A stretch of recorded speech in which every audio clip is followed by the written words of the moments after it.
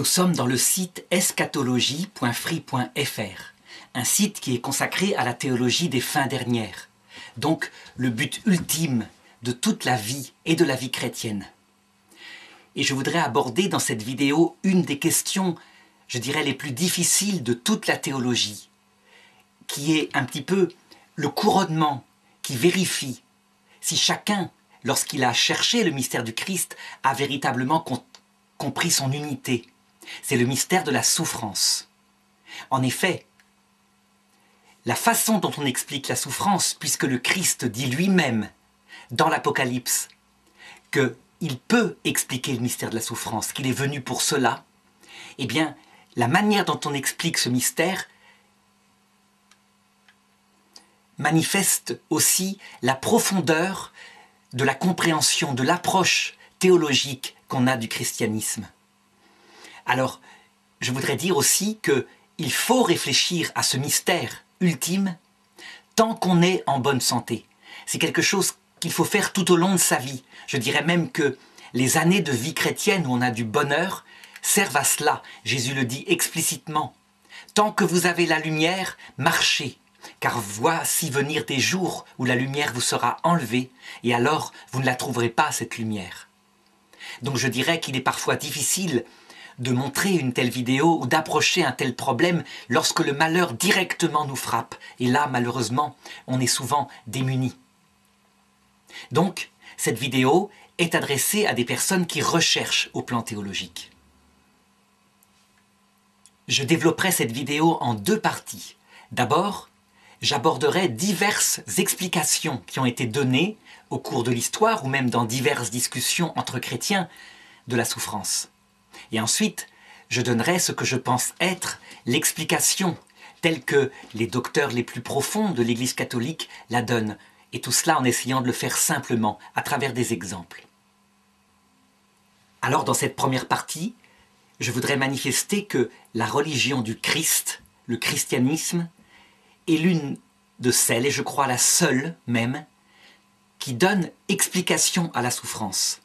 Et je sais qu'actuellement, lorsqu'on en discute avec des prêtres, eh bien, n'ayant pas eux-mêmes trouvé cette explication qui est de l'ordre du scandale, comme disait saint Paul, ils préfèrent dire qu'il n'y en a pas et que le mystère est dans les mains de Dieu. Cependant, lorsqu'on regarde l'Écriture sainte et le Nouveau Testament, on voit un texte particulier dans l'Apocalypse, le mystère des 7 sceaux, où il est dit que ces 7 sceaux qui sont toutes les souffrances qui peuvent frapper un homme, le fait que tôt ou tard on est vaincu, c'est le cheval blanc, le fait qu'il y a la guerre en nous et à l'extérieur de nous, c'est le cheval rouge, le cheval verdâtre qui signifie la famine en nous, physique, mais surtout spirituelle actuellement. Et puis dans les sociétés, les angoisses, etc. Le cheval noir qui est la mort, qui nous frappe tôt ou tard. Et puis ensuite, il y a le 5e sceau, qui est l'injustice. Le 6e sceau, qui est la destruction finale de toute chose, comme si tout était vain sur terre. Quoi qu'on construise, ça s'achève dans la mort et dans la disparition. On ne se souvient même plus de ceux qui ont vécu il y a 100 ans. Et enfin, le plus court et le plus douloureux, sans doute, des mystères scellés, le silence de Dieu. Eh bien, ces 7 mystères scellés, l'Écriture dit, à travers la parole de saint Jean, que personne ne pouvait les ouvrir, ni sur terre, ni sous terre, ni au ciel. Personne, sauf l'agneau qui avait été immolé. Ça veut dire, sauf le Christ. Et ce texte-là dit bien ce qu'il veut dire au point de vue théologique, à savoir que le Christ a donné l'explication de la souffrance. Il l'a donné non seulement par son enseignement, mais aussi par sa croix, comme je le montrerai tout à l'heure. Il y a bien une autre religion en Orient qui donnerait une certaine explication de la souffrance, c'est le bouddhisme. Mais elle en fait plutôt un symptôme du fait que nous croyons être des personnes. Et pour eux, c'est une illusion. Nous ne sommes que des parties du grand tout. Tout est illusion. Alors évidemment, parce qu'on croit être des personnes, on a des désirs. Et parce qu'on a des désirs qui ne sont pas accomplis, on a des souffrances. Donc pour le bouddhisme, le but, c'est de faire disparaître en soi tout désir, de se fondre paisiblement dans le grand tout. C'est ce qu'ils appellent le nirvana. Le christianisme n'a pas cette explication je dirais même qu'il a, sous un certain rapport, une explication inverse. Le christianisme affirme l'éternité des personnes, de nos personnes, mais aussi l'existence d'une personne, la personne de Dieu. L'islam, qui est la religion la plus proche, puisqu'elle croit en un Dieu personnel, habituellement, chez ces théologiens, donne comme explication à la souffrance un test. Dieu testerait la foi de l'homme pour voir s'il est capable d'être fidèle jusqu'à l'ultime.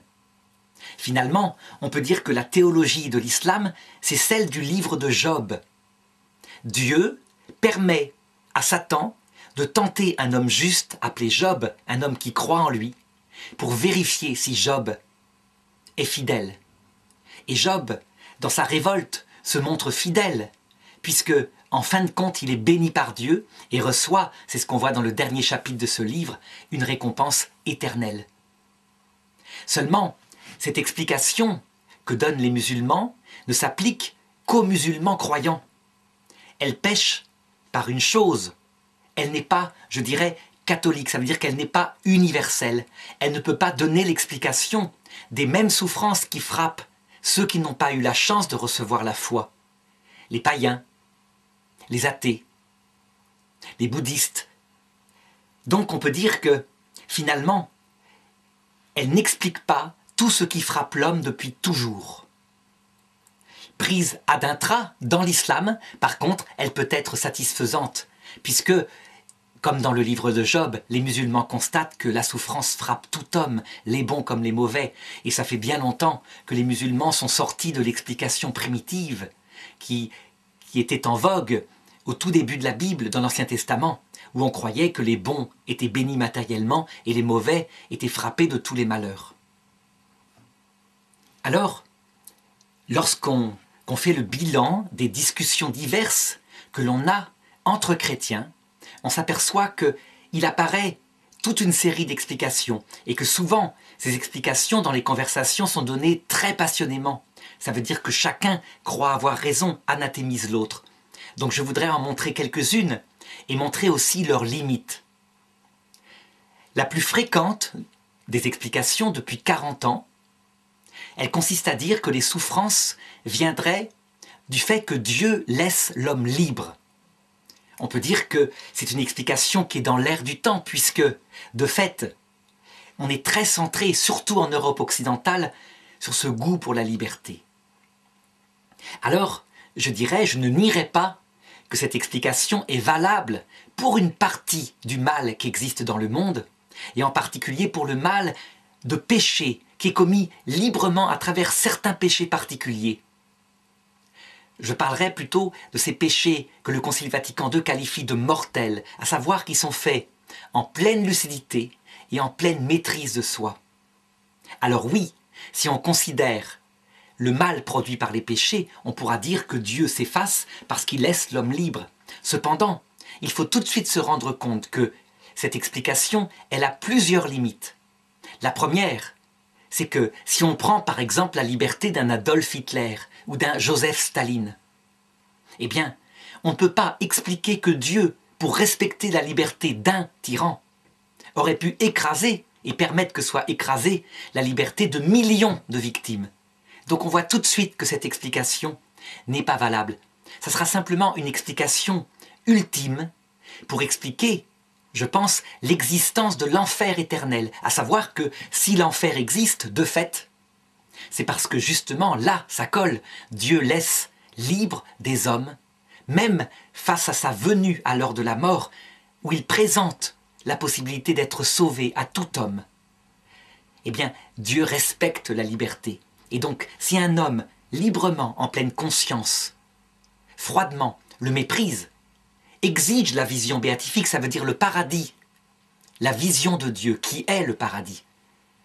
Mais sans en accepter les conditions, le repentir, l'amour, eh bien je dirais que Dieu respecte sa liberté et le prive de la vision béatifique, ce qui plonge aussitôt la personne dans un destin éternel qu'elle se choisit et qui est loin de la finalité qu'aurait pu la rendre heureuse. Dans ce cas-là, sa souffrance et le mal qu'elle fait aux autres damnés ou à elle-même, puisque, étant coupée de sa faim, l'enfer est un lieu de souffrance, comme le décrit la Bible.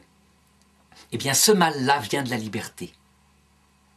Lorsqu'on regarde le mal qui est sur terre, on constate que ce genre de péché-là, ce genre de faute, parfaitement lucide et maîtrisée, c'est plutôt rare. Regardons les pauvres pécheurs. La plupart du temps, on constate qu'ils tombent dans des péchés mortels, qui vont tuer la confiance, par exemple, de leurs femmes, de leurs enfants, par faiblesse, par bêtise. Par exemple, un homme qui boit et qui ne peut pas s'arrêter, qui promet après avoir bu de ne plus boire, mais qui retombe. C'est sûr qu'au bout d'un certain temps, son couple sera brisé. Il y a donc un péché qui a tué l'amour, péché mortel, c'est l'autre définition du péché mortel. Mais elle n'est pas entièrement due à sa liberté. Et donc, affirmer que le mal qui est dans le monde s'expliquerait par la liberté que Dieu laisse à l'homme, ce serait s'opposer à une autre théologie, celle du péché originel, qui manifeste que Dieu, après le péché originel, a voulu diminuer, non pas supprimer, mais diminuer la liberté humaine, afin que l'homme, diminué dans sa capacité de gérer sa propre vie, ne soit pas tenté par l'orgueil qu'aurait donné une parfaite maîtrise de soi accompagnée du mal, si la liberté n'avait pas été blessée. Saint Paul décrit précisément ce que c'est que cette diminution de la liberté, pas cette disparition, comme l'enseigne Calvin, mais cette diminution. Il a un passage dans une de ses épîtres où il dit « Dieu a mis dans ma chair une écharde. 3 fois, je lui ai demandé de me la retirer, d'enlever cet ange de Satan qui me soufflette. Par 3 fois, il m'a été répondu « Ma grâce te suffit. » Et saint Paul précise « C'est afin que je ne me glorifie pas de la grandeur de ce qui m'a été donné comme grâce, comme connaissance, etc. » Donc on le voit, pour saint Paul, la raison de la souffrance, ici, en tout cas de cette souffrance-là, n'est pas la liberté, mais c'est justement une diminution de sa liberté en vue de l'humilité. Mais je n'irai pas plus loin, je voudrais simplement remarquer à travers ce texte une 3e explication que l'on trouve, à savoir que chez certains chrétiens, lorsqu'ils voient les souffrances atroces, Auschwitz par exemple, mais aussi les exterminations par Staline de peuples entiers, qui ont duré des années, et où Dieu semble dormir, ne rien faire, eh bien, certains disent « ça ne peut pas venir de Dieu qui est amour, ça ne peut venir que du démon ». Ils disent donc qu'il y a une cause directe des malheurs des gens, en l'occurrence, ici, un ange révolté. Et puis, certains, voulant analyser les choses moins spirituellement, en n'intégrant pas forcément cette présence satanique à chaque instant, disent les causes secondes, à savoir la fragilité du destin humain, le corps humain si capable de tomber malade, mais aussi le hasard qui peut nous frapper. Tous les malheurs viennent en fait des causes secondes. Alors je dirais que leur explication est certainement vraie. On constate que la plupart des malheurs nous viennent de causes directes qui ne sont pas Dieu, ce n'est pas le bras de Dieu qui directement nous frappe. Cependant, au plan théologique, même s'ils ont raison dans une analyse philosophique de bon sens, eh bien on doit dire que rien de ce qui arrive sur terre n'arriverait si Dieu ne le permettait. C'est ce que Jésus dit à Pilate, « Tu n'aurais aucun pouvoir sur moi s'il ne t'avait été donné d'en haut. » Je veux dire par là que la Bible est bien plus réaliste quand elle accuse, quand elle interroge plutôt Dieu directement à propos des malheurs, tout en reconnaissant les causes secondes, mais elle glisse sur les causes secondes pour regarder directement la cause première qui est toute puissante et qui pourrait les arrêter. C'est un petit peu comme l'attitude d'un enfant qui, recevant une fessée avec un martinet, parce qu'il a fait une bêtise, n'a pas idée d'accuser le martinet, mais plutôt, s'il s'en prend à quelqu'un, il s'en prend à son père qui a donné, qui a tenu le martinet. Eh bien, effectivement, je dirais qu'il y a plusieurs textes dans la Bible qui manifestent que l'interrogation ne peut pas être simplement posée aux démons. Prenons par exemple le livre de Job. Job, cet homme juste, Satan, dit la Bible, vient au conseil de Dieu. Et Dieu lui dit « As-tu vu comme mon serviteur Job est fidèle ? Et Satan lui dit, pas étonnant, tu l'as comblé de tous les biens. Frappe ses biens, frappe sa peau, il te maudira en face. Et Dieu lui dit, soit, fais-le, mais ne touche pas à sa vie. Et Satan frappe Job, et il commence par lui faire perdre ses enfants. Ça veut dire que ça montre jusqu'où peuvent aller les permissions de Dieu. Cependant, face à un texte comme cela, Job ne va pas aller attaquer ou accuser le démon. Toutes ces interrogations, elles portent sur Dieu, et il a absolument raison. Jamais Dieu le démentira, parce que c'est la main qui autorise, qui doit être interrogée, et non pas la cause seconde. Alors je pourrais donner d'autres textes où on voit des causes secondes, et où on voit que la Bible s'en prend ou interroge Dieu. Je pense par exemple à la faute du roi David. David, on le sait, couche avec une maîtresse, la femme de Uri le Hittite, et comme elle est tombée enceinte, il fait tuer Uri pour pas qu'il y ait de scandale. Et Dieu vient le voir et lui dit, parce que tu as fait cela, je te propose 2 punitions, outre le fait que le fils qui est né de votre union mourra. Choisis soit d'être livré quelques mois à tes ennemis les Philistins, ou alors pendant 3 jours, la peste qui frappe ton pays. Et David est dans une grande angoisse. Il réfléchit et il finit par dire « Je choisis la peste parce que je préfère être dans les mains de Dieu que dans les mains des hommes. » Et ensuite le texte précise « David vit l'ange qui frappait le peuple. » Et alors il s'interrogeait en disant « C'est moi qui ai péché et c'est le peuple qui est frappé. » Et il n'eut pas l'explication. Cependant, il est clair que David interroge Dieu. Quel est cet ange qu'il vit?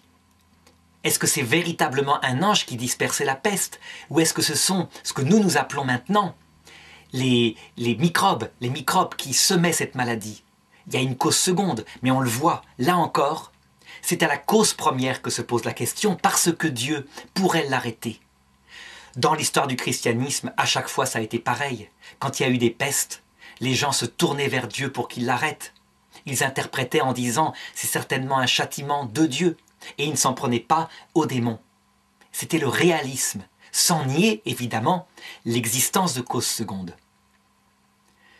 Alors je dirais que la Bible manifeste des fois où Dieu envoie directement des malheurs, et cette fois sans cause seconde. Alors on a quelques exemples. L'un des textes les plus surprenants que beaucoup ne veulent pas lire, ça veut dire qu'on le passe, on dit il est métaphorique, il ne peut pas parler au sens réel, tellement il est scandaleux. C'est dans le premier livre des rois, au chapitre 22, versets 20 et suivants. Le roi Achab s'était montré extrêmement arrogant et orgueilleux, son cœur était dur. Alors, voilà ce que Dieu dit à son conseil.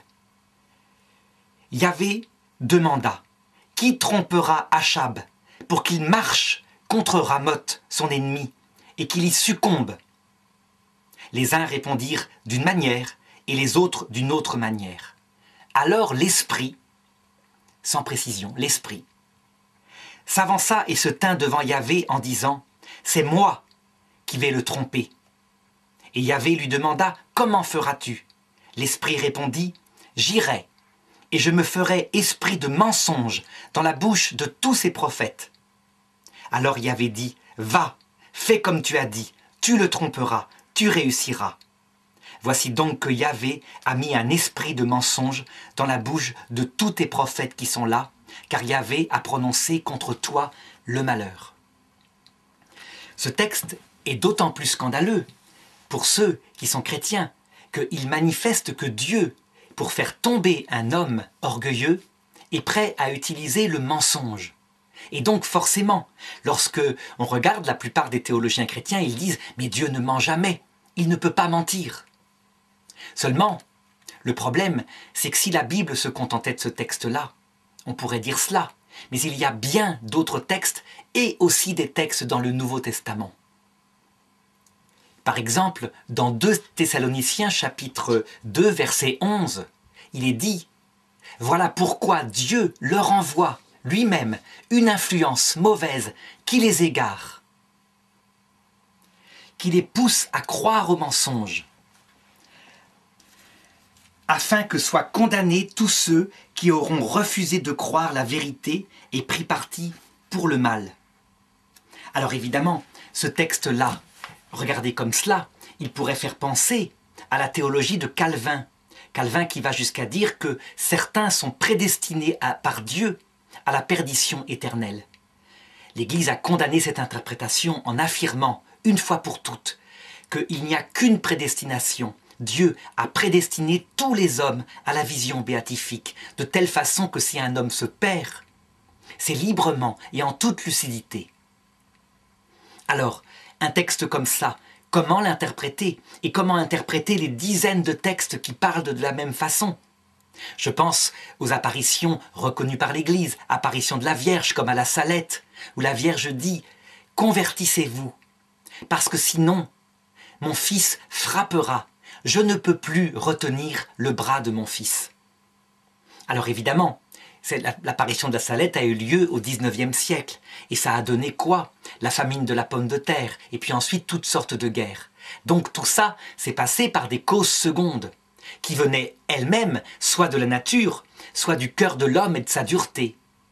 Mais, encore une fois, même les apparitions reconnues par l'Église récemment affirment toutes qu'il faut interroger Dieu et son projet sur l'homme.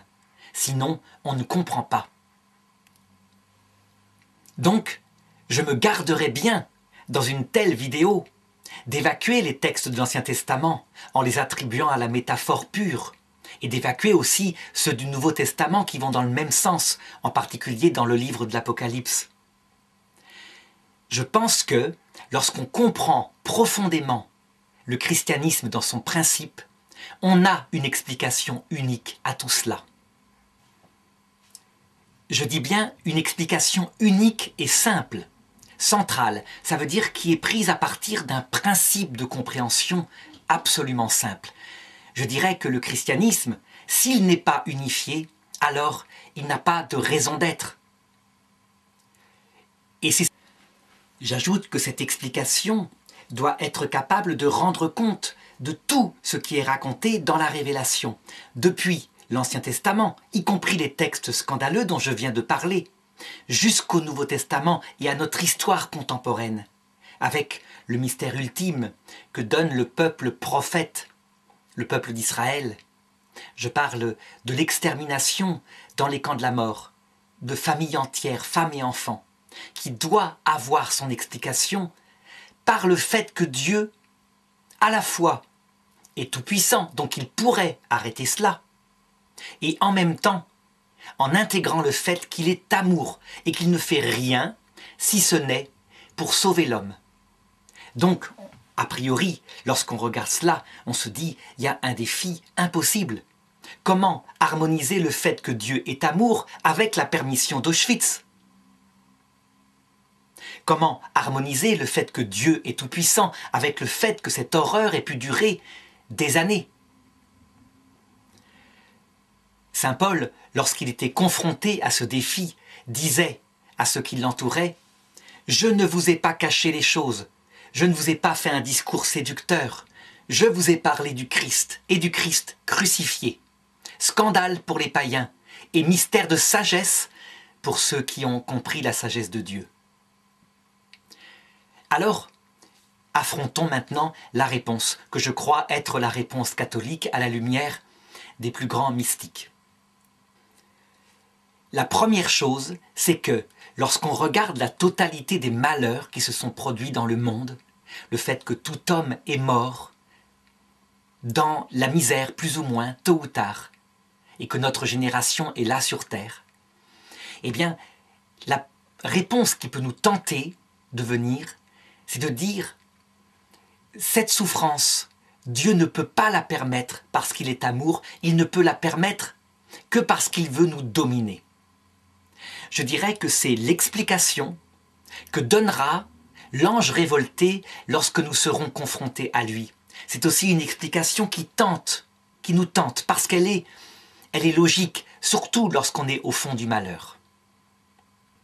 Cette explication, simple en apparence, je dirais que parce que Dieu savait quelle serait l'objection la plus forte à son mystère d'amour, il a voulu y répondre lui-même, en se faisant homme, et en souffrant sur la croix toutes les souffrances qu'il est possible à un homme de souffrir jusqu'à la souffrance ultime, à savoir le désespoir. Pas la désespérance, péché contre l'Esprit Saint. Le désespoir, ça veut dire le fait que la vie n'a plus de but, qu'on n'a plus envie de vivre, que tout ça semble vain. Ce qu'on appelle aussi la nuit de l'esprit en théologie mystique. C'est lorsque Jésus dit « Mon Dieu, pourquoi m'as-tu abandonné ?» Et l'épître aux Hébreux, pour montrer à quel point cette souffrance a été forte, va jusqu'à dire que lui, Jésus, tout fils éternel qu'il est, donc sans péché, parfait, eh bien, il a été rendu dans son humanité parfait. Il a été rendu parfait par la souffrance, à travers le grand cri qu'il a poussé. Je dirais que si ce texte de l'Épître aux Hébreux n'était pas là, certains diraient qu'admettre que le Christ ait pu être rendu parfait par une souffrance, ça serait une hérésie. Ben non. Il est passé d'une perfection, celle d'un innocent qui n'avait jamais péché, à une autre perfection, celle d'un homme au cœur brisé, lui qui est Dieu fait homme. Si bien que, lorsque nous arriverons à l'heure de la mort, et que Jésus nous apparaîtra dans sa gloire, je dirais que, rien qu'en voyant que ces souffrances, il ne peut pas les envoyer de loin, mais qu'il a voulu les vivre, donc il a forcément une explication, déjà notre cœur sera préparé à écouter son explication.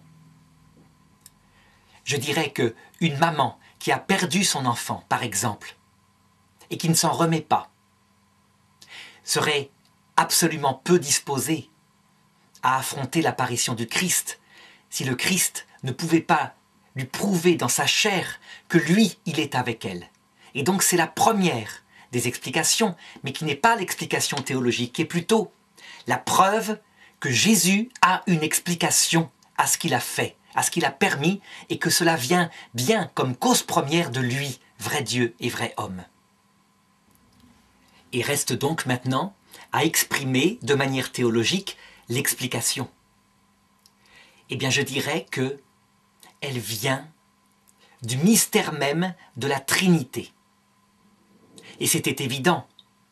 Si cette vie, si nous sommes sur terre actuellement et que nous ne sommes pas encore dans la vision béatifique, si nous devons passer par ces malheurs, c'est qu'il y a une explication dans le mystère même de celui qui a causé notre être, qui nous a mis sur terre, à savoir Dieu dans sa Trinité. Et l'explication, elle est donnée dès le livre de l'Exode à Moïse, à travers une toute petite phrase que je voudrais rapporter ici. Nul ne peut voir Dieu sans mourir. L'explication de cette phrase, évidemment, ce n'est pas à prendre forcément par le passage par la mort biologique, parce que cette phrase-là, elle s'applique aussi aux anges qui ne peuvent pas mourir, qui ne sont jamais morts. Nul ne peut voir Dieu sans mourir à soi-même, sans avoir un cœur brisé, un esprit humilié, des yeux baissés, un cœur tout humble. Voilà ce que ça veut dire concrètement.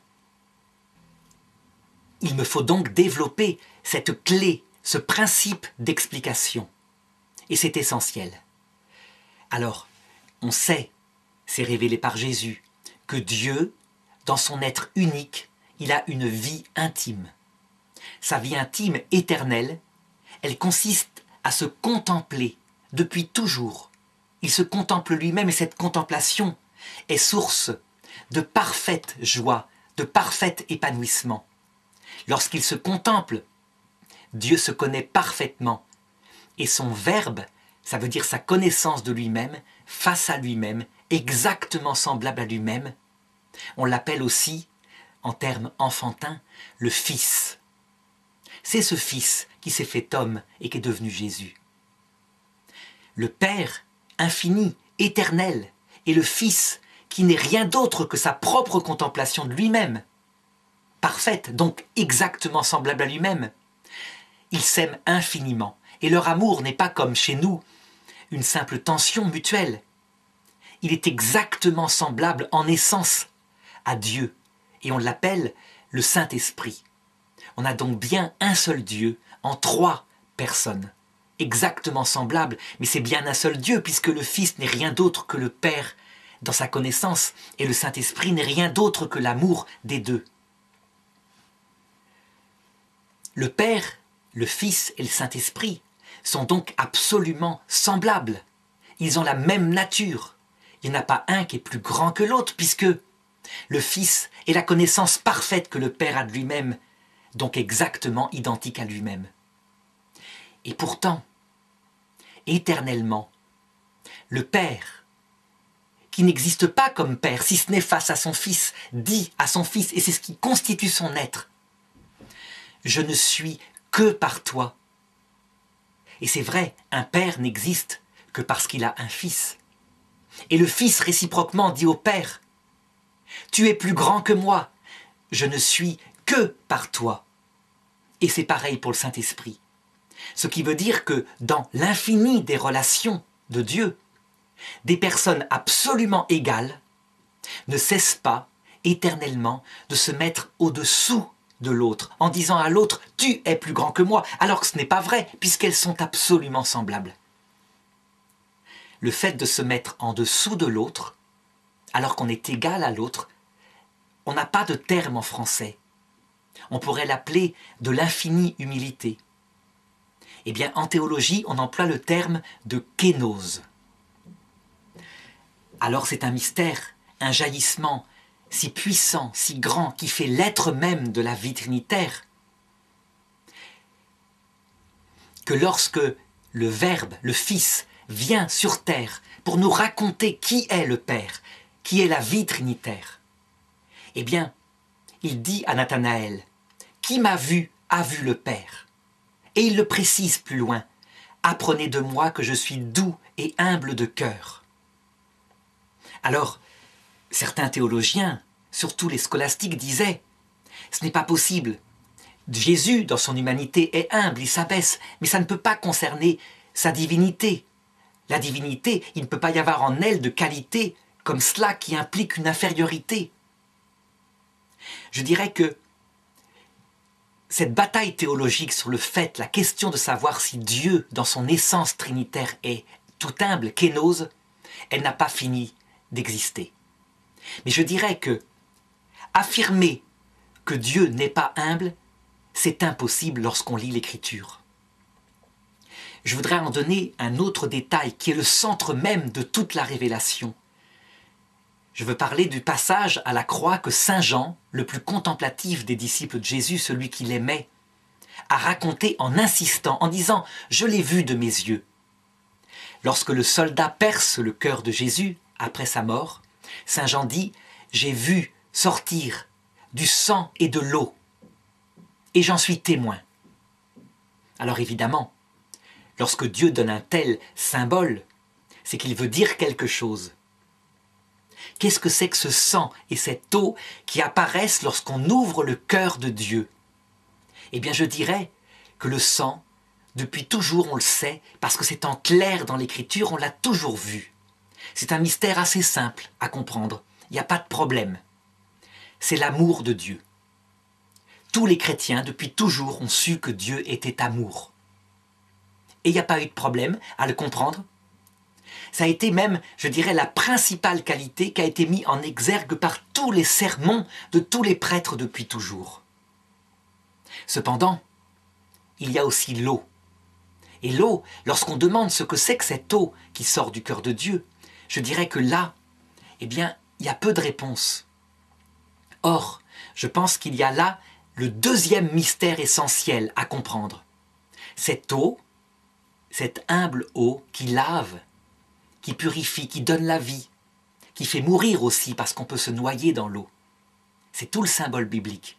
Eh bien, cette eau, c'est la toute humilité de Dieu dans sa vie trinitaire.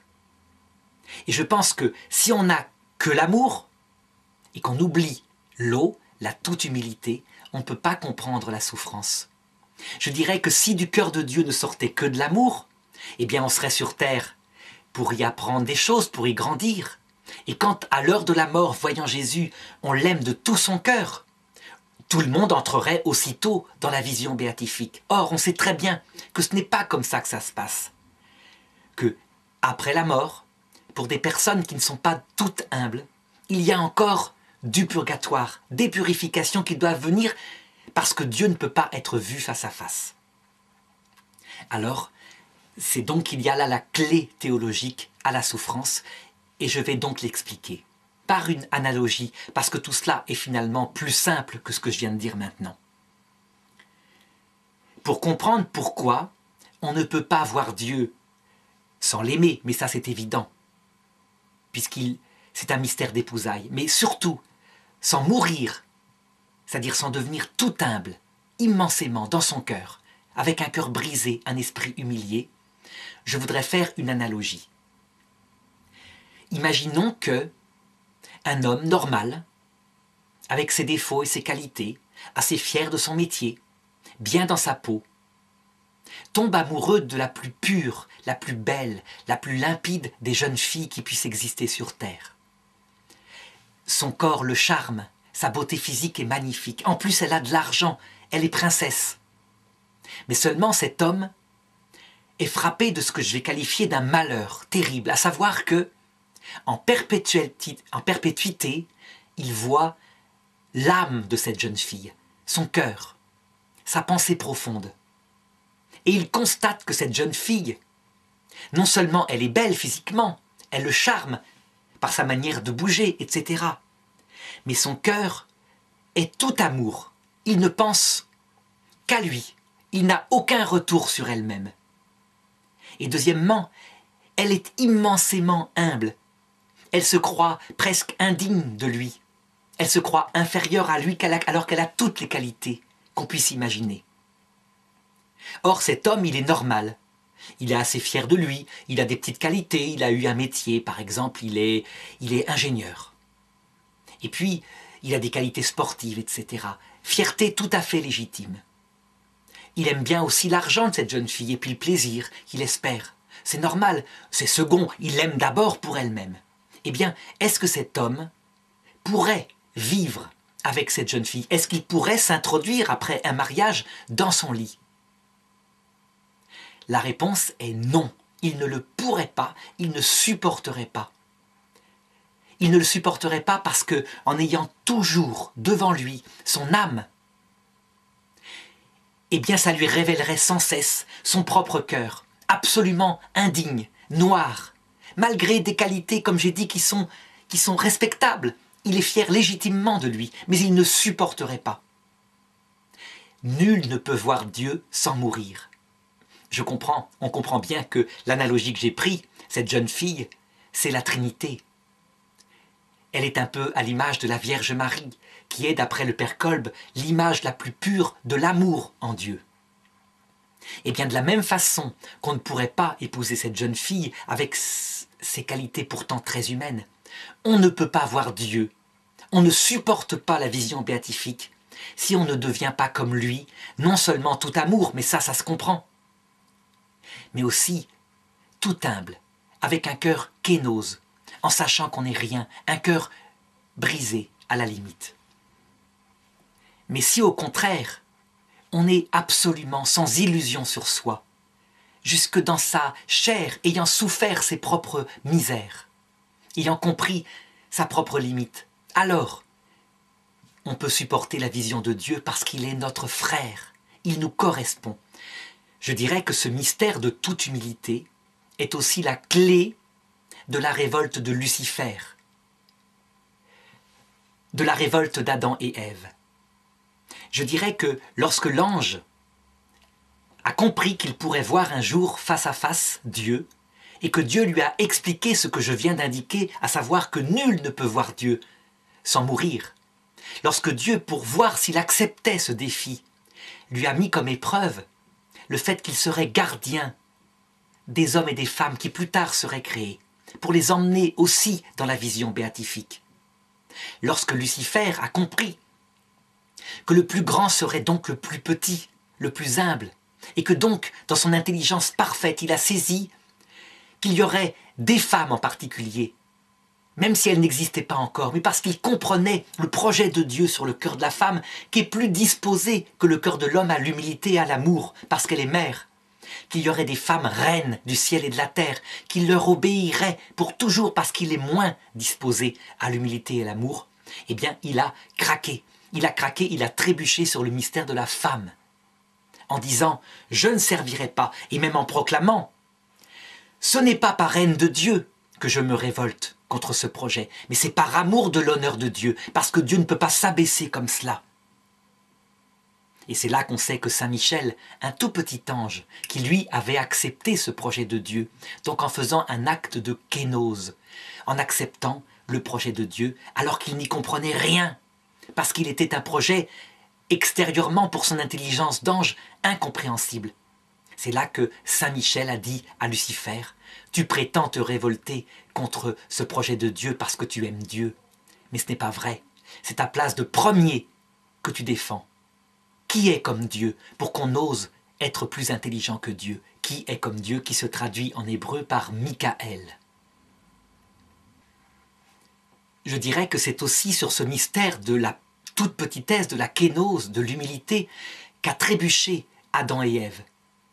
À savoir que Dieu leur avait promis la vision béatifique, mais leur avait mis, comme toujours, comme c'est nécessaire, cette épreuve de kénose, en leur disant simplement « Je vous autorise à tout faire, sauf une chose, obéissez. Obéissez à ce que je vous ai appelé le bien et le mal. À savoir, le bien, c'est l'amour l'un pour l'autre, l'amour de Dieu, l'obéissance, l'humilité. Mais tout le reste, faites-le. » Et Lucifer n'a eu qu'à les aborder pour leur dire « C'est pour vous dominer qu'il dit ça. Si vous choisissez vous-même le bien et le mal, vous deviendrez comme des dieux. Vous serez libres, vos yeux s'ouvriront. » Et évidemment, on le sait, le fait d'obéir comme un petit enfant, c'est quelque chose qui n'est pas plaisant pour l'homme, qui lui aussi a un goût pour sa fierté, et Adam et Ève péchèrent. Alors, ensuite, on sait ce qui se passa, comment Dieu se cacha, et là, je voudrais aborder maintenant l'explication à travers ce mystère du destin de tous nos frères humains, jusqu'à la venue de Jésus et même après, pour montrer à quel point la souffrance trouve son explication dans ce mystère que je viens d'indiquer. Je dirais que tout ce que fait Dieu à travers l'Ancien Testament, les textes scandaleux comme j'en ai décrit tout à l'heure, et tout ce qu'il fait dans le Nouveau Testament et maintenant aussi en se cachant, trouve son explication dans la Trinité telle que je viens de le décrire. Je dirais que toutes les actions de Dieu ont pour unique but de façonner à l'homme un cœur tout humble, en vue de le sauver.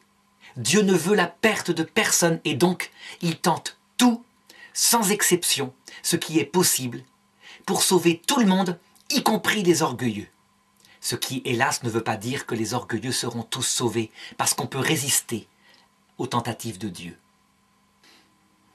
Avant le péché originel, pour emmener les hommes vers la vision béatifique, enfin Adam et Ève, la seule kénose qui était demandée, c'était une obéissance d'enfant. Après le péché originel, Dieu a trouvé un système bien plus puissant pour fabriquer aux hommes un cœur brisé, un esprit tout humble, à savoir la souffrance. Et donc, il a laissé l'homme sur terre en choisissant de se cacher. C'est la première clé, c'est le fameux 7e sceau dont je parlais tout à l'heure. Dieu se cache et ne répond pas, ou répond très peu. Cependant, s'il est caché, il est absolument présent. Les anges sont là, derrière un voile, et rien ne se passe sur terre qui ne soit permis ou voulu par eux. Tout le travail qu'ils font en laissant les lois de ce monde agir, les lois qui finissent par nous faire mourir toutes, mais qui peuvent aussi donner des accidents, qui nous donnent un destin fragile, tout est en vue de notre salut. Je dirais que pour résumer tout cela, il y a eu une image qui a été donnée par la révélation au Golgotha. Le Golgotha qui d'ailleurs symboliquement représentait le lieu où Adam et Ève avaient été enterrés, donc le lieu d'où sort toute l'humanité. Au Golgotha, on le constate, il n'y a pas qu'un crucifié, mais il y en a 3.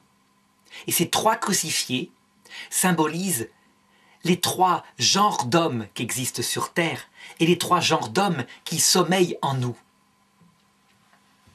Il y a d'abord l'orgueilleux, le mauvais larron à la gauche de Jésus. Le mauvais larron en nous, c'est toute cette partie qui est fière, qui est sûre d'elle-même, qui n'est pas prête à accepter ces histoires d'humilité et d'amour. Ce sont aussi des hommes qui ont vécu sur terre, par exemple dans l'Ancien Testament, qui étaient des guerriers fameux, qui n'avaient comme culte que la gloire d'un combat qui les emmènerait au paradis. Eh bien Dieu a géré leur salut par des souffrances adaptées à ce cœur orgueilleux. Ils voulaient la dureté, ils obtenaient la dureté. Ils prenaient l'épée, ils périssaient par l'épée. Et les fiers guerriers, 25 ans, puissants, imbattables, indestructibles, lorsqu'ils se prenaient une flèche dans le ventre, il était, à l'instant suivant, réduit à une toute petite chose fragile, comme un bébé qui mourait lentement, puis qui traînait pendant des années dans le shéol, avant d'avoir enfin la visite d'un ange qui lui expliquait. Si bien que, pour se damner, pour aller en enfer, il fallait que ces hommes qui étaient sur la voie de la perdition soient capables, au-delà de ces souffrances, de l'expérience douloureuse de leur propre fragilité, de résister en disant « Je n'accepte pas l'humilité ». C'est ainsi que, à la croix, le mauvais larron n'a aucune parole de Jésus, aucune parole de réconfort. Il le laisse aller jusqu'au bout de sa misère et de son désespoir, pour que, peut-être, apparaisse en lui un cœur brisé et qu'il soit malgré tout sauvé. Est-ce qu'il a été sauvé? On ne sait pas. Mais certains des orgueilleux, puisqu'il y en a en nous qui sommeillent, sont sauvés. Le plan de Dieu marche. La deuxième croix, c'est la croix du bon larron. Le bon larron, c'est un homme qui a péché, mais qui sait qu'il a péché. Il le reconnaît. Eh bien, il y a en nous un bon larron.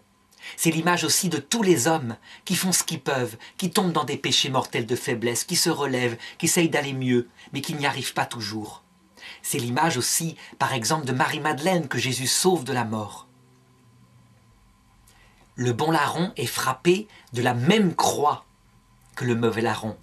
Il mourra de la même façon. Donc, on peut dire que rien ne lui est épargné. Cependant, lui, il reçoit une promesse qu'il y aura un salut. Il ne sait pas quel salut, mais il y aura un salut. Je dirais que les bons musulmans, les musulmans humbles, qui croient que leurs souffrances sont un test envoyé par Dieu pour voir s'ils sont fidèles et qu'ils auront en échange la vie éternelle, sont l'image du bon larron. Et ils reçoivent cette récompense à l'heure de la mort lorsque l'ange de Dieu et le Christ leur apparaît pour leur expliquer l'évangile éternel. Enfin, il y a au centre le Christ. Le Christ, c'est l'image des saints qui sont sur terre, qui sommeillent un peu aussi en nous. C'est-à-dire de ceux qui savent que Dieu est amour, qui savent pourquoi on est sur terre, pourquoi il nous abandonne quelque temps. Eh bien, on remarque qu'ils sont frappés de la même souffrance que les hommes mauvais et que les hommes bons. Pourquoi? Parce que les hommes qui sont saints, qui aiment Dieu, doivent aussi, c'est indispensable, acquérir un cœur kénose. Et c'est pourquoi, lorsqu'on regarde la vie des plus grands saints, comme saint François Xavier, sainte Thérèse de l'Enfant Jésus, les deux patrons des missions, on voit que tous les deux sont frappés, vers la fin de la vie, de la même souffrance, à savoir une nuit terrible de l'esprit. Ils ne savent même plus si Dieu existe ou s'occupe d'eux. Sainte Thérèse de l'Enfant Jésus disait à un moment donné, « Je comprends maintenant ceux qui se tuent. » Et elle ajoutait, en citant un passage de l'Écriture sainte, « Quand bien même il me tuerait, je l'aimerais encore. » Saint François Xavier, lui, il meurt misérablement, abandonné par tous, sur une plage alors qu'il voudrait s'embarquer pour le Japon afin d'annoncer l'Évangile. Et on retrouve son corps comme ça, tout seul. Je dirais donc que la vie telle qu'elle est maintenant a été faite de telle manière qu'un homme qui en sort, sauf s'il meurt en pleine gloire brutalement, vers 30 ans par exemple, n'ayant pas pu expérimenter, normalement il en sort avec un cœur disposé au minimum à un petit peu d'humilité. Je dirais que l'homme brillant, le guerrier conquérant, lorsqu'il est âgé actuellement, le chef d'entreprise, qu'il a des couches-culottes à 80 ans, qu'il ne sait même pas si Dieu existe, qu'il devient un être inutile, qu'il pense à l'euthanasie, eh bien, il sort de cette vie avec un cœur brisé. Il a touché un peu ses misères. Et je dirais que c'est le lot de tout homme, que de l'autre côté, il y aura une grande égalité, à savoir que l'avare qu'on a volé et qui a connu à cause de ça le désespoir, ira voir la petite Thérèse de l'Enfant Jésus, à qui Jésus a enlevé son trésor, à savoir sa présence sensible, mystique, vers la fin de sa vie. Et ils ne se condamneront pas l'un l'autre, ils ne ricaneront pas l'un de l'autre, ils ne diront pas « toi t'as été moins bien que moi » parce que tous les deux auront eu le cœur brisé, l'un par son péché, l'autre par son amour. La maman qui a perdu son enfant, idem. Tout genou fléchira, dit la Bible. Et même le genou des orgueilleux qui maintiendront leur orgueil, en ce sens que, à ce moment-là, ces gens-là, pour qui Dieu aura tout tenté pour leur façonner un cœur brisé, et qui auront résisté à tout, seront confrontés au fait que Jésus, le tout humble, est aussi le tout puissant, et qu'il leur dira « Vous n'aurez pas la vision béatifique. Vous voulez un monde de fierté? Eh bien, allez-y. Mais vous n'aurez pas la vision béatifique. Allez-vous-en, loin de moi. » J'ajouterais que ce mystère de la toute humilité de Dieu, du fait qu'il faut avoir un cœur brisé, un esprit humilié, pour voir Dieu face à face, un cœur tout humble, il explique aussi le purgatoire qui suit cette vie, mais aussi le purgatoire qui peut accompagner lors de la mort. Je dirais que c'est la totalité de la théologie catholique qui trouve son explication là-dedans, et je vais par quelques touches le montrer. S'il suffisait d'aimer Dieu de tout son cœur pour le voir face à face, comme certains l'enseignent, alors, lorsque les hommes arrivent face à Jésus à l'heure de la mort, lorsqu'ils le voient et qu'ils se convertissent à lui, quand ils voient sa gloire, ils l'aiment obligatoirement tout de suite de tout leur cœur. La théologie a toujours dit que, après la mort, après le jugement dernier, l'amour n'augmente pas. Pourquoi? Parce qu'on aime Dieu de tout son cœur. Or, si cet amour qui est total devait suffire pour voir Dieu, alors on n'aurait pas d'explication au fait que certains, librement, se mettent dans un purgatoire qui dure après la mort et que décrit Sainte Catherine de Gênes, que la foi catholique a toujours décrit.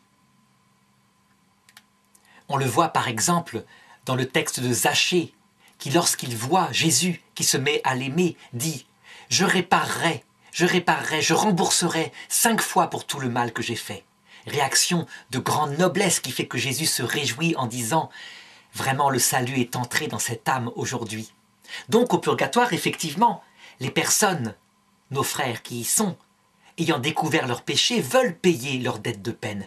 Mais on sait bien qu'une telle réaction n'est pas utile, parce que Dieu a payé absolument toutes nos dettes de peine à la croix. C'est ce qu'on appelle l'indulgence. L'indulgence qui est déjà enseignée dans l'Ancien Testament, dans le 2e livre des Maccabées.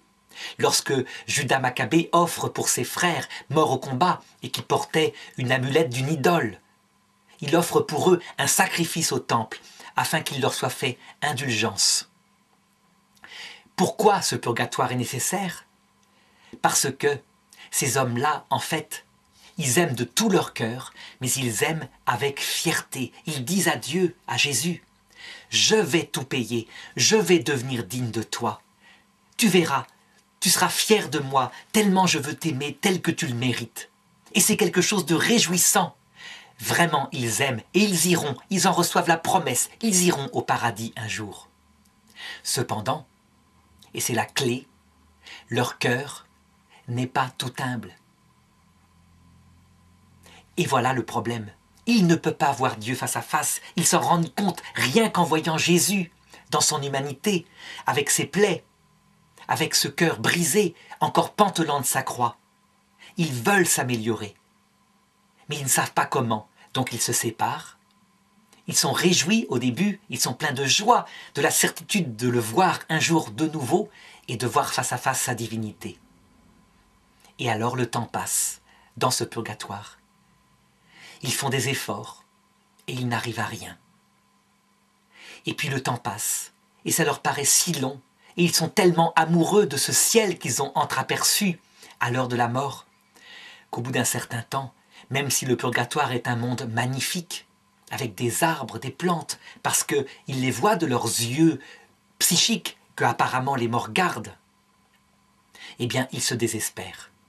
Ils n'arrivent à rien et ils sont frappés par cette souffrance ultime qu'on voit Jésus, qu'on voit à la croix, que vit Jésus.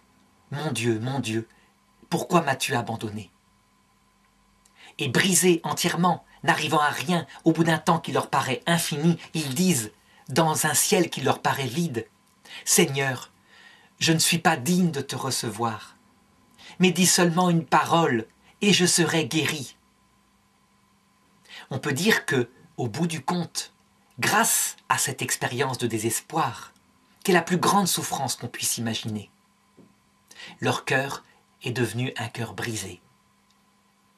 Et alors, parce qu'ils sont prêts, Jésus leur apparaît de nouveau, accompagné du ciel, et les introduit dans la vision béatifique. Ils peuvent la supporter, parce qu'ils sont en harmonie avec elle. De même que Dieu est infiniment humble dans sa Trinité, de même eux le sont, ayant touché jusque dans le désespoir la souffrance ultime.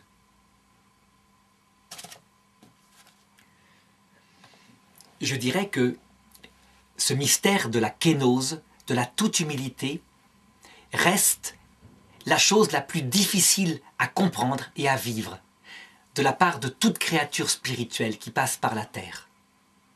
J'en ai vu un exemple récemment avec de longues discussions qu'il y a eu sur Internet avec nos frères intégristes de la fraternité sacerdotale Saint-Pie X, où je leur signalais, je leur manifestais que pour la première fois dans le catéchisme de l'Église catholique, au numéro 675, l'Église annonce qu'elle-même, comme Église, elle doit passer par ce mystère qui la conduira dans le monde à devenir de plus en plus misérable, de plus en plus petite, de plus en plus faible, avec une voix qui à la fin sera crucifiée au temps d'un dernier antéchrist.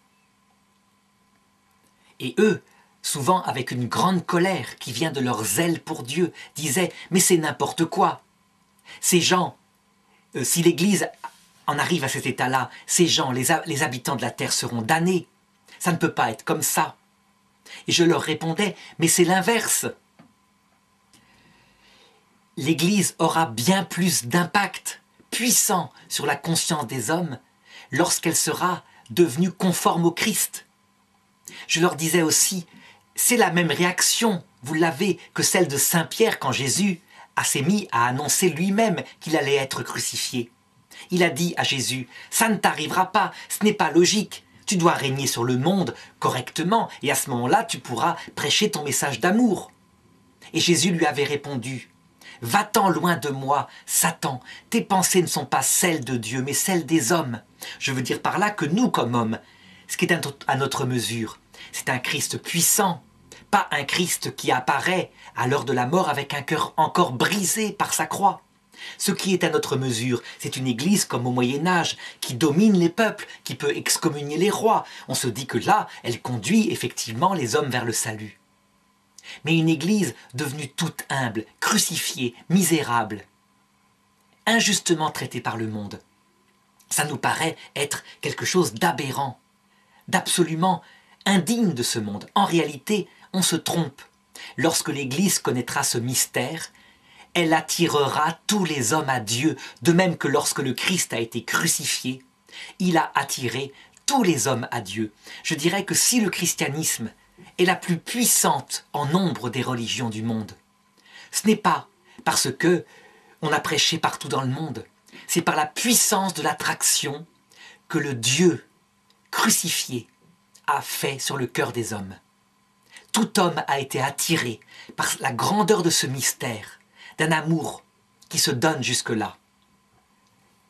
Et donc je dirais que toujours dans la ligne de ce même mystère de la kénose, le mystère final que Dieu prépare pour son retour à la fin du monde, c'est une humanité qui, sauf dans un tout petit reste de chrétiens, de musulmans, de juifs, aura complètement oublié son amour et sera même dominée par un dernier antéchrist qui leur annoncera la vie éternelle, mais en échange d'un comportement de fierté, de dignité, et en disant partout que le Christ et les autres religions qui enseignaient la nécessité de l'humilité venaient du démon.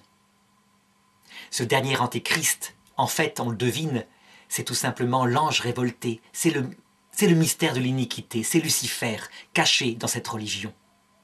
Eh bien, lorsque le Christ reviendra dans sa gloire, il trouvera une humanité tellement assoiffée, tellement dans le désert, à cause d'un Dieu qui ne nourrit pas, d'un Dieu désespérant parce qu'il ne comble pas leur cœur, que lorsqu'il se montrera tel qu'il est, lui, le vrai Dieu, dans son mystère d'amour et de toute humilité, il fera que l'Antéchrist sera balayé par le souffle de sa venue. C'est ce que dit saint Paul dans 2 Thessaloniciens. Et les gens, en masse, qui n'espéraient plus un tel amour, se précipiteront vers lui pour l'aimer.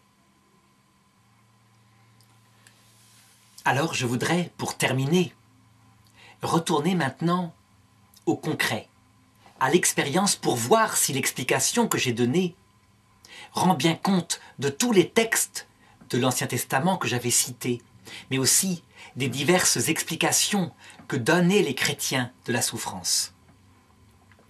Alors, j'avais expliqué au tout début de cette leçon le texte de la Bible qui explique comment l'Esprit Saint se fit esprit de mensonge à travers les prophètes pour que Achab, le roi orgueilleux, tombe. Est-ce que l'explication de la souffrance que je viens de donner explique que Dieu puisse utiliser la tromperie comme cela dans l'Ancien Testament? Alors certains diront, pour innocenter Dieu de l'usage du mensonge, qu'en réalité, ce sont ses propres hommes orgueilleux qui par leur orgueil se trompent eux-mêmes en prenant des textes des prophéties et en les interprétant tels que ça les arrange. Et je ne les contredirai pas, c'est vrai. Lorsque par exemple on voit les Juifs qui lisent l'Ancien Testament où il est marqué que le Messie dominera le monde entier, qu'il sera le roi puissant du monde, eh bien comme ce sont des hommes orgueilleux, ils interprètent les textes en attendant un roi militaire puissant qui mettra à la tête du monde un gouvernement juif. Donc on fait tous cette affaire-là. Cependant, il faut bien le reconnaître, les paroles de Dieu dans l'Écriture sont parfois ambiguës. Par exemple, lorsque des textes de l'Écriture, y compris lors de l'Annonciation à Marie, disent que le Messie dominera le monde avec un sceptre de fer, eh bien, comment est-il possible que quelqu'un puisse comprendre que ce sceptre de fer, il est planté dans sa main à la croix, et que c'est comme ça qu'il domine le monde, par un amour tout humble qui attire les hommes à lui? Il y a une seule personne qui a compris, comme il fallait comprendre, c'est la Vierge Marie. On voit bien que pour tout homme qui lit le texte tel qu'il est écrit, on va comprendre autre chose. On va comprendre qu'il aura une force puissante, des malheurs pour ceux qui n'obéissent pas, etc. Donc je dirais que qu'on attribue la tromperie à une mauvaise interprétation venant de notre orgueil, ou à Dieu lui-même qui a volontairement utilisé des phrases avec un sens littéral qui voulait dire tout autre chose que ce qu'il voulait dire, ça en revient au même. Et l'explication de cela, elle est donnée par la Vierge Marie, dans son Magnificat. Il renverse les puissants de leur trône. Ça veut dire ceci, très précisément. Lorsque Dieu tombe sur un orgueilleux, à savoir nous-mêmes, et qu'il est inquiet pour son salut, eh bien, il va mettre sur son chemin un piège, afin qu'il y tombe. Non pas pour le perdre, du tout, mais au contraire, pour que, étant tombé dans ce piège, ayant découvert ainsi sa propre faiblesse, il ait une chance de réfléchir sur lui-même et de sortir de son orgueil. Évidemment, nous savons nous maintenant, parce que nous avons eu Jésus-Christ, que si Achab est tombé, c'était pour qu'il soit sauvé Mais Achab, à l'époque, ne l'a jamais su. Et donc, lorsqu'il a erré dans le Shéol, ayant perdu son royaume et sa vie, il a cru que c'était parce qu'il était maudit. Il a sans doute connu, lui aussi, le désespoir. Eh bien, on peut dire que c'était le même but. Cet homme étant orgueilleux, Dieu a utilisé des armes d'orgueilleux pour le sauver de son orgueil. Et il faut espérer que ça a réussi. Et ceci donne l'explication aussi au texte de saint Paul en 2 Thessaloniciens, quand il dit « Dieu leur a envoyé une influence qui les égare, afin qu'ils ne croient pas en celui qui aurait pu les sauver de la mort. » Eh bien, je dirais que, confronté à un cœur orgueilleux, Dieu fait toujours de la même façon, mais qu'on doit toujours avoir en tête que lorsque un piège est tendu sur notre chemin, que souvent on se tend nous-mêmes par notre orgueil, c'est en vue du salut. Alors maintenant, lorsqu'on prend par exemple les atroces souffrances d'Auschwitz, les affreux meurtres de Staline, qui ont eu un temps pour répandre le mal sur terre et qui ont brisé des hommes justes, des hommes qui ne cherchaient rien, qui essayaient simplement d'élever leur famille, des femmes, des enfants. Eh bien, on peut dire qu'on a la même explication. À savoir que si Dieu laisse faire pendant un temps, ce n'est pas parce qu'il ne pourrait pas empêcher cela. Il peut empêcher d'un seul instant. On sait que Hitler, qui était la cause unique de tous les malheurs de la Seconde Guerre mondiale, Dieu aurait arrêté son cœur en 1941, la guerre se terminait tout de suite. Et donc c'est bien à Dieu qu'il faut poser la question, et non pas simplement aux hommes, aux causes secondes. Pourquoi Dieu permet de tels malheurs, qui en fait ne sont l'image que de ce qui arrive à tout homme, puisque tout homme, tôt ou tard, est arraché à cette terre? Eh bien c'est pour la même raison. Faire qu'il sorte de cette vie, errant, avec un cœur disposé au salut, comme je l'ai indiqué. Alors évidemment, de l'autre côté de cette vie, face à de telles souffrances, dont on verra bien que la toute-puissance aurait pu les empêcher, Dieu, Jésus, doit avoir des arguments excellents, excellents, pour s'expliquer face à un tel scandale. Et que pour convaincre une maman dont l'enfant a été douloureusement enlevé à travers une longue maladie, qui a tout tenté, qui est allée à Lourdes pour que son enfant soit sauvé, et il n'y a pas eu de réponse. Il faut que Jésus ait des arguments excellents. Et ces arguments excellents qui convaincront tout le monde, au point que, dit l'Écriture, les assoiffés de justice seront rassasiés. C'est deux choses. D'abord, le fait que, à l'heure de la mort, son enfant lui est rendu vivant, propre, nourri, comblé de bonheur au paradis. Et que deuxièmement, il apparaît accompagné du Christ. Quand on le voit, le Christ, on voit qu'il n'avait aucune envie d'écraser cette maman, mais que c'était pour lui former son cœur, pour la préparer à la vie éternelle. On peut même dire, on peut aller jusque-là, ce qui attire beaucoup de scandales, qu'on verra de quelle façon Jésus se fait pécher pour nous. Je veux dire par là que dans les malheurs qui nous frappent, il nous arrive de maudire Dieu, de pécher contre nos frères, de faire du mal, parce qu'il ne répond pas, parce qu'on ne sait pas ce qu'il nous veut. Eh bien, cette part de péché qu'on aura commis à cause des malheurs, on peut dire que Jésus, il les prend sur lui. Il dit, c'est pas toi qui les as commis, c'est à cause de ta souffrance. Et cette souffrance, c'est moi qui l'ai voulu et permis, afin de te façonner un cœur, parce que sinon tu n'aurais pas pu aller au paradis. Alors, je n'oserais pas dire qu'il se fait pécher au point de dire « je m'accuse de tes propres péchés », mais il fallait que tu sois sauvé.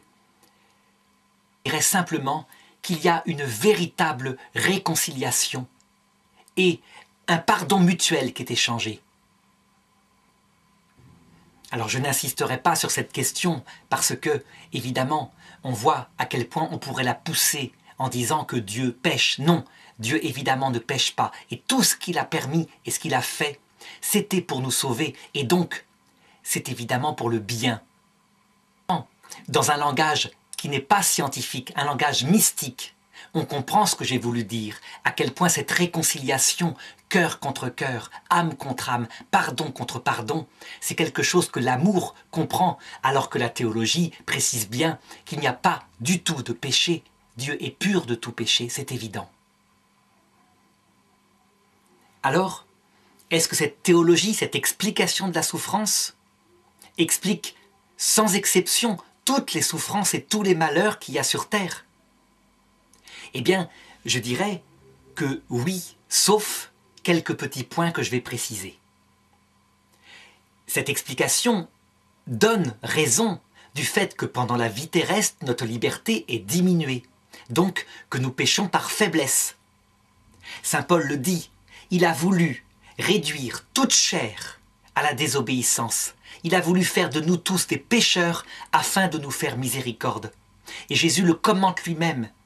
Celui à qui on pardonne peu, aime peu, mais celui qui a reçu beaucoup en pardon, aime beaucoup. Donc tout ça va dans le même sens. Saint Paul, cependant, met en garde contre un contresens qu'on pourrait faire, en disant « Est-ce donc qu'on doit pécher, afin que Dieu nous fasse miséricorde ?» Et il répond « Certes non. Ça veut dire qu'il n'y a pas besoin de pécher. Des péchés, on en a tous, il suffit de se regarder. Pas besoin d'en ajouter. Et des souffrances aussi. » Il faut le reconnaître, il y a deux souffrances que cette explication théologique n'explique pas. Et c'est peut-être le point précis qui peut permettre de se dire que l'explication que j'ai donnée n'est peut-être pas entièrement parfaite. C'est d'abord la souffrance des tout petits bébés, parce qu'elle ne sert à rien, ils sont tout petits, donc ils n'apprennent rien par elle. Et c'est aussi la souffrance des animaux. Dans le livre Jonas, Dieu fait remarquer ceci, au tout dernier verset de ce livre.